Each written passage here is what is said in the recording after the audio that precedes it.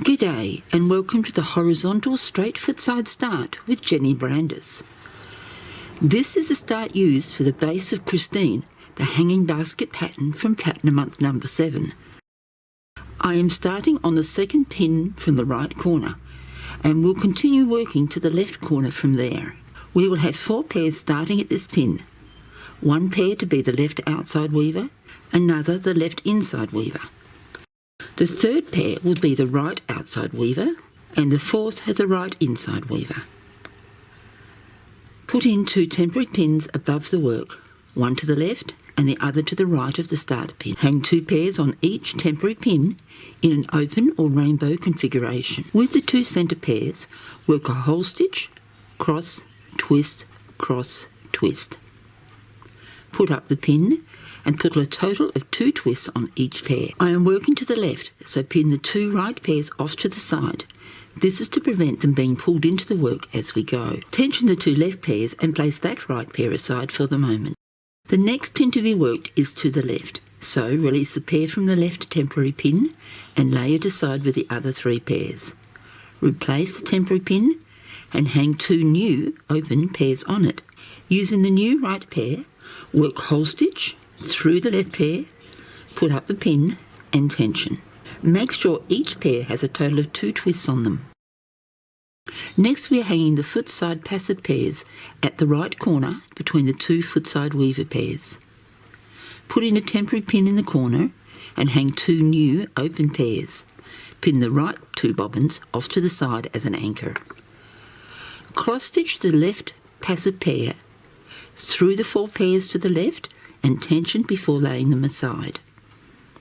Add a twist to all 4 pairs but not the passive pair. Now we are going to work the footside joining pin with a standard half stitch using the centre 2 pairs. Cross, twist, pin, cross, twist. Move the bobbins to the right, ready to add more pairs at the next outside pin. Hang the 2 new open pairs on the temporary pin. Whole stitch the right incoming pair through the left footside pair, put up the pin and add a total of 2 twists to both pairs. Anchor the left new pair off to the side with a pin while you work the footside passive through in cloth stitch. Add a twist to the non-passive pairs ready to work the footside joining pin with cross, twist, pin, cross, twist. We repeat this across to the corner. We are now at the first of the corner pins. Hang in 2 new pairs on the temporary pin. Work the corner pin with whole stitch pin as before. Add 2 twists to the right weavers, cross stitch through the passive pair and add a twist to the weaver pair. Half stitch pin, half stitch the inner corner pin. Lay the pairs aside. Returning to the 2 pairs on the outside, they are both going across to the second corner pin. You can either twist the 2 pairs together twice or do a short plait. Put up the pin on the inside of both pairs. Tension before adding 2 twists to each pair. We are going to take the right pair through the passives to work the inner corner pin as usual with half stitch pin half stitch, which now brings us to the starting corner needing to be worked. Hang in the last 2 pairs on the right temporary pin before working the now familiar whole stitch pin at the right corner pin. Add 2 twists to all 3 pairs before working cross stitch through the passives. Add a twist to the weaver pair. Half stitch pin half stitch at the inner corner pin.